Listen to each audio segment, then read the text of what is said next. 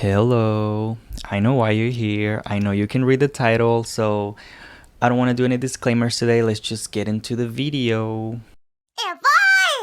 So, New Jeans have actually been under fire since they debuted, which was basically this Monday, like a couple days ago. They are basically a brand new group by Adore Entertainment, which is a subsidiary of Hybe Entertainment, the biggest K-pop company, BTS, TXT, you know. They basically gave it to Min Hee-jin, that she's the CEO and producer of this new company, Adore, and she's actually, I think, the responsible for this whole circus. Trust me, we're gonna talk about her later. NewJeans has 5 members, and those consist of Minji, who's a leader, and she's 18. She's also the oldest. She is now an adult, basically, barely. Then we have Hani, who is the main dancer, and she's 17. Then we also have Danielle, who is also 17. And we have Hayden, who is 16 years old. And then Hien, who is the 14-year-old magnet of the group. And yeah, she was born 2008. 2008. They debuted on August 1st, so last week of 2022, with the controversial track Cookie. But we actually heard the rest of the EP prior to that, since they actually launched their B-sides before, as in like pre-release singles with like really high budget music videos. And that was really cool, actually. Attention being the first one to come out, it came out on July 21st of 2022.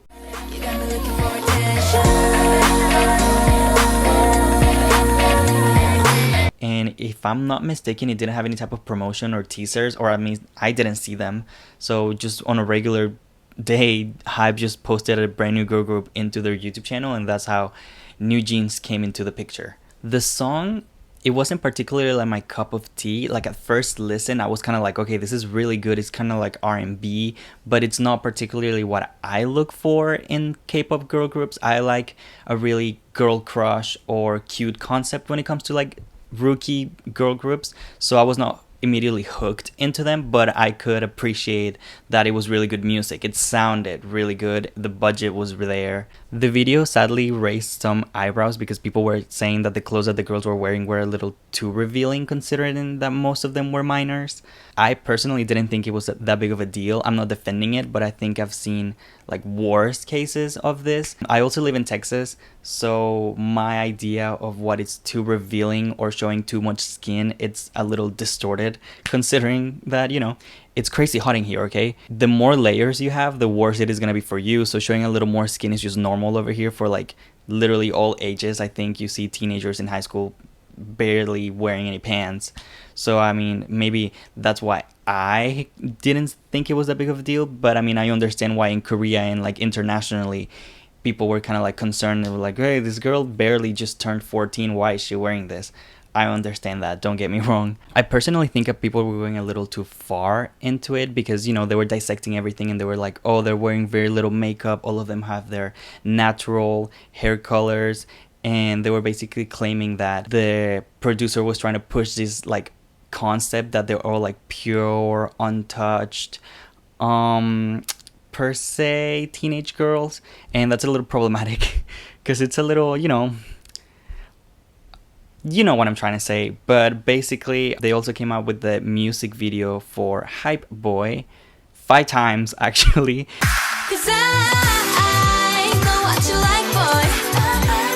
This is because they gave the girls like their own versions of the music video. I'm not entirely sure why. I think it's just in order for you to kind of pick a favorite or get to know them a little better. I think it's really smart.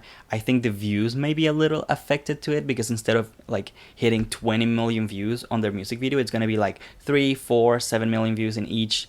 But that's not too bad, I think. One version of the music video was for Hien, and in this music video we can see her having a crush on this boy for the entire music video until they are at this party. And in the party she gets really upset because she sees him dancing with another boy.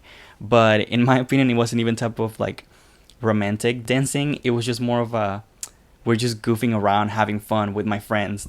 Another way to interpret it is that he was actually making fun of them because they were kind of like mocking the choreography for Hype Boy, and that's why she got upset. My bad. I mean, there's multiple ways to see it, everybody. Sorry. I mean, it's okay. I think they also couldn't go too far into it. But I mean, I appreciated what they were trying to do there. The next version is Honey's version, and in this one is more of like a cool schoolgirl type of vibe, which I think it's a little more fitting for them because, you know, most of them are probably still in school. One of them is in middle school. This version of the music video actually shows her having a crush on this like mysterious boy who's wearing like an all white like hoodie and sweatpants and a face mask. So basically you cannot really see this guy most of the time. You only know that this person has pink eyebrows. That's all you know. And then at the end, this guy is also at the party, and where they're all dancing and whatever. Then she decides to build enough courage to approach this person, and it just turns out that this person is not a guy, but it's a girl. Actually, I'm not even sure if this person goes by like she, her pronouns, and you're like, why are you assuming their pronouns? I'm not sure. I just wanted to throw that in there. They never specified on the music video, so it's not disclosed. I'm just saying, don't come for me. We also have the Danielle and Hayden version of the music video, which is like a combined one where they're also like into the schoolgirl aesthetic. They also look really, really pretty. And in this one, I think the main plot is that after the party, they decided to like get together. They were having a crush on each other. I think that's pretty nice. That's what I could interpret from the music video. If you want to interpret something else, again, it's completely up to you. They also never particularly specified it either. So last but not least, we have Minji's version of the music video where they're all kind of like having fun at the skate park and also like the fair. And in this one, she also has a crush on this boy. And I think the main thing to highlight about this music video is that the boy has like tattoos and like different colored hair, and he's like a dark-skinned guy. So basically, you don't really get to see that a lot in music videos. It's a little representation right here in K-pop. Overall, you could say these pre-releases were ahead of their time, especially for the Korean standards. The song itself, I think, is excellent. I mean, I didn't quite catch it at first. Like, it's not a first listen type of thing where I was like, oh my god, Hype Boy was so good. But looking forward into this video, and because I have a friend that really, really likes them, I was watching all of the versions of the music videos, and then the song just grew into me, and now I cannot get it out of my head. But all of the songs are really good. Lastly, for the pre-release singles, they dropped the music video for Hurt, which is more of like a slower song.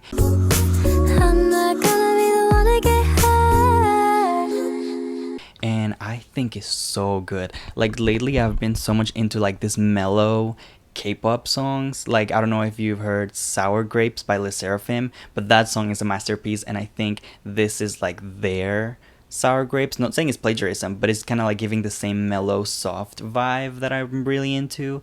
Lyrically and sonically, they are very similar songs, so obviously I'm really into Hurt. I think it could be my favorite one of the album. Moving on, because their debut is when people actually kind of got done with this bullshit, and they actually started like attacking Min Heejin because they, for their debut, they basically came out with the song Cookie,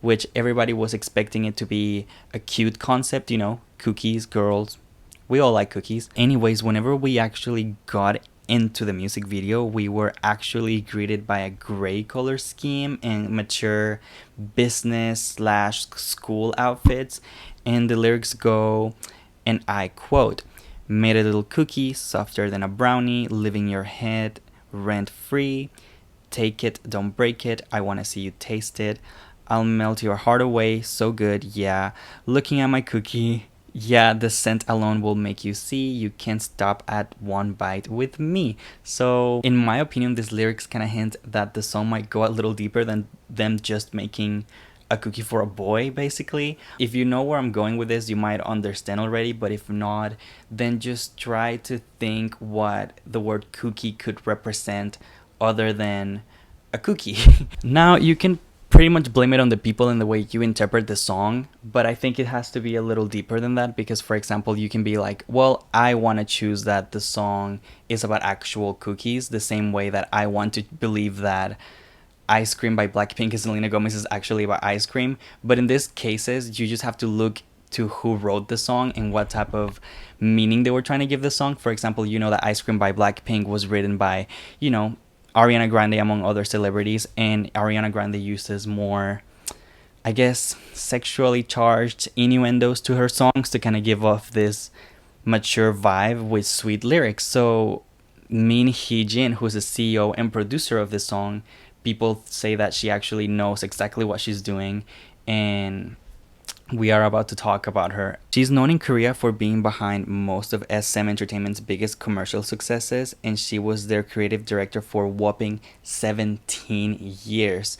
So SM Entertainment was basically founded with her. She basically created the branding for Girls' Generation, and she directed FX's most critically acclaimed albums and concepts. She also worked on many Red Velvet songs, like Peekaboo, for example. She was the visual art and concept director of this whole thing, and if you've seen the Peekaboo concept images, you would understand that this girl is really talented. I personally saw them without even knowing that she was behind them like a long time ago, and I was like, whoa, these are gorgeous. I wanted to have them as like my phone lock screen, but I couldn't find like the high definition versions of it, so it never happened. But they're beautiful. Like, this girl is really, really talented. The problem is that they loved her work so much that she was being given every single project that the company had at the time. So many albums went directly to her, so she had to be the creative director for many, many groups and many, many music videos and many, many albums at the same time. And she just got overwhelmed and she decided to leave. And this decision allegedly brought the CM. Wait, what? The CM? No.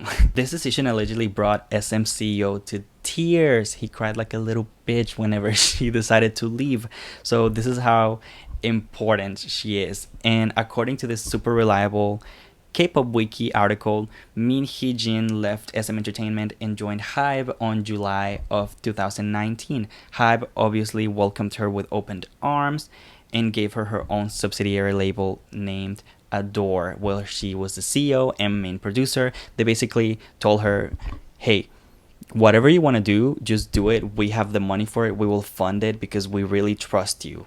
That's how big this girl is, okay? She has connections, she has power, she has influence. What she did is that she recruited a couple girls by herself, and by a couple I mean all 5 members of NewJeans. She got them training for about a year and a half, and then she was planning to debut them in 2020, but because of the pandemic and all of the things that were happening in 2020, this didn't happen, which I personally think it was really good, because at this point, one of the girls was 12 years old. So I think it's good that this didn't happen in 2020. Now, people started digging into Min Hee-jin a little deeper than ever, because, she's now the CEO of this big company, or well, subsidiary of a big company. All of these scandals are happening, so basically they started kind of putting her under a microscope, and they realized she would like the concept images that she used to draw an inspiration for were all kind of towards this Lolita concept. She has photos of her in her house or her studio or her office, and most of the time you could see photos of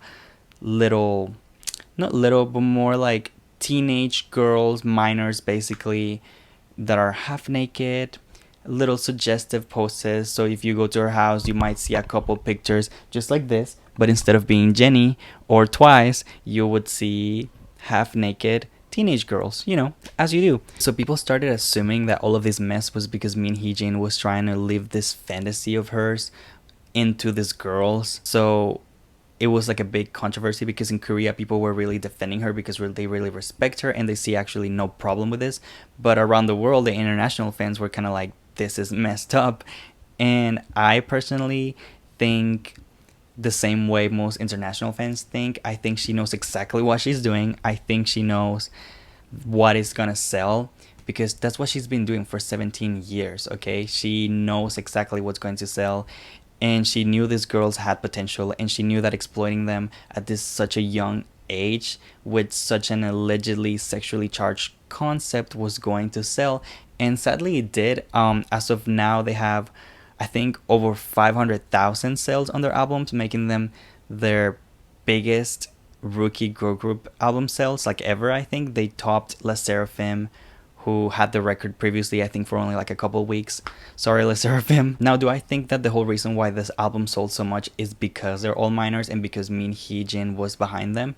I don't think so. I think there's a lot of factors, and I think it's because the marketing around them was really genius.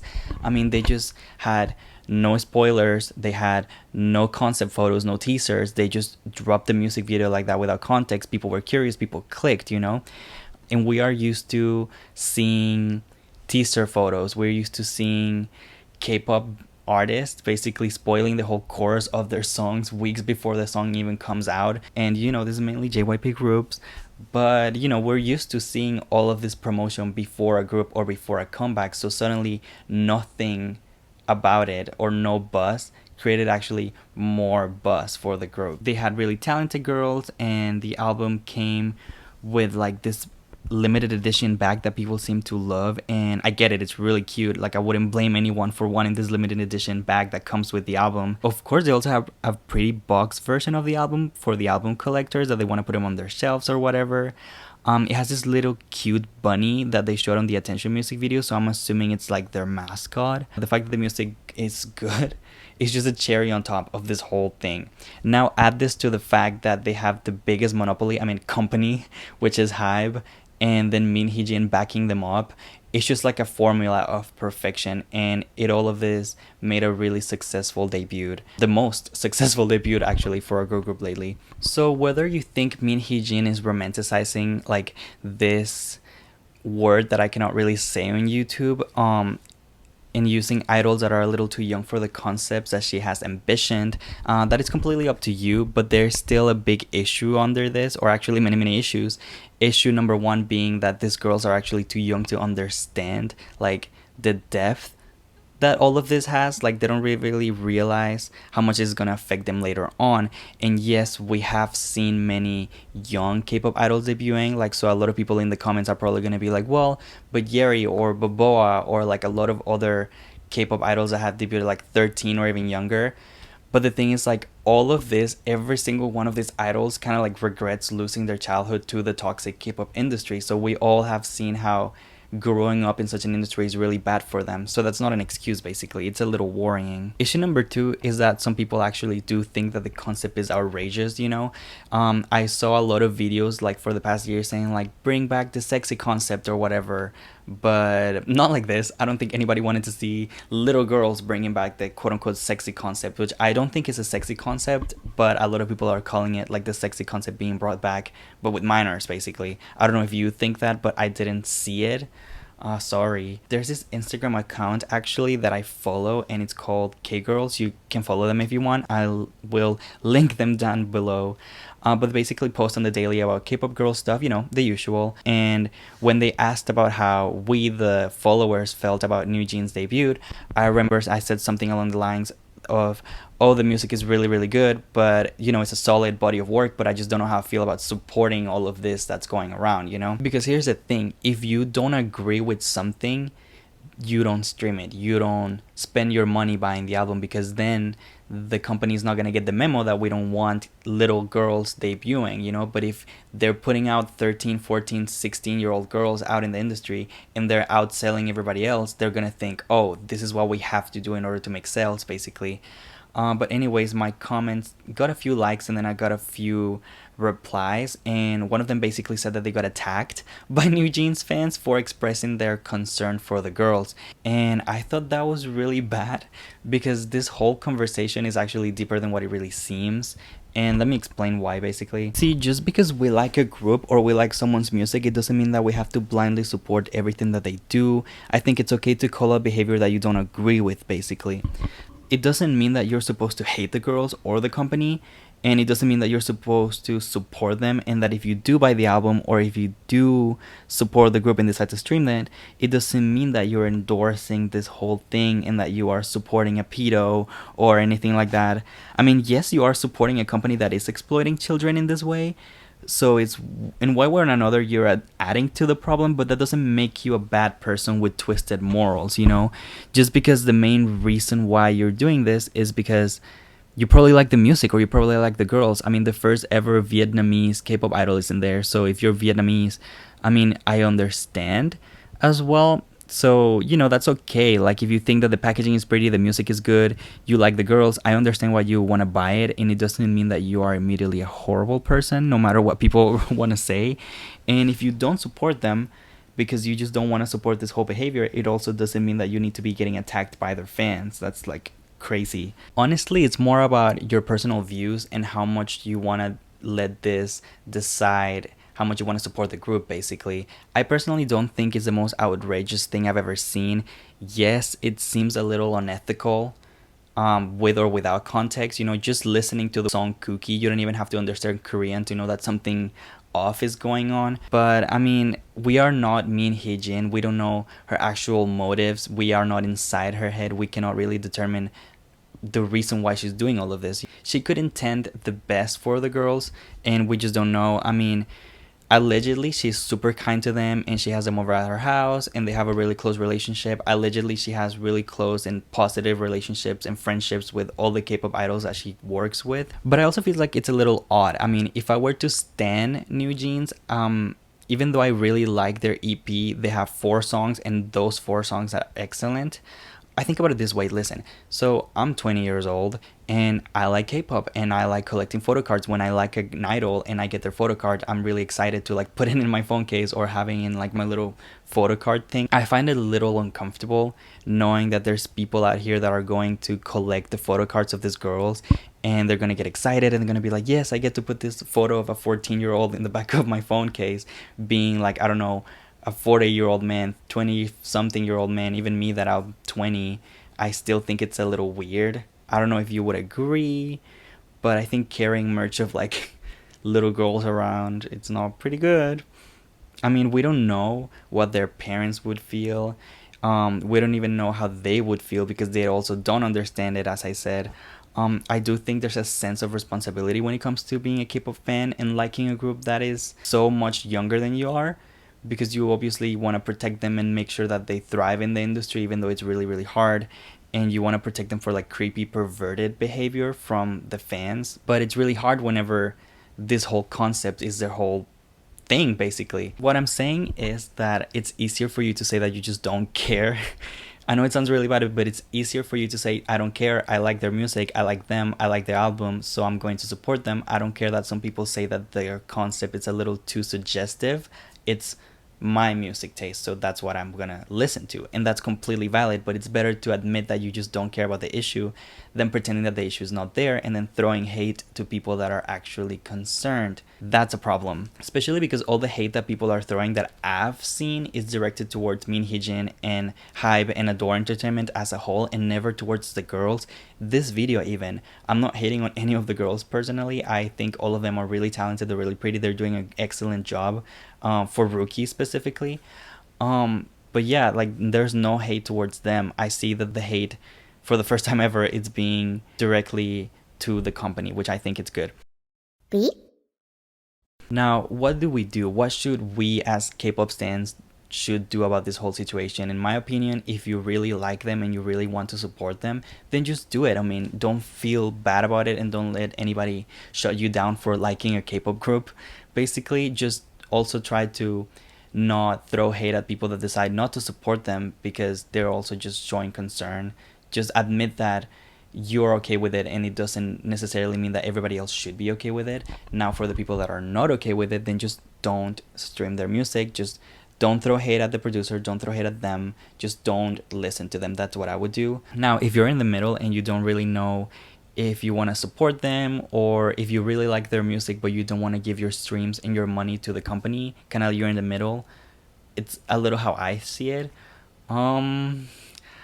I don't know, I haven't decided yet. I mean, I did see this one comment on that Instagram post that basically said something along the lines of, let me pull it up. Okay, it said, and I quote, NewJeans I'm gonna listen to on unofficial platforms until they turn 18, because what even was Cookie, that was crazy. And that's hilarious. I mean, you can always do that. You can stream in unofficial platforms, that way you're not supporting them.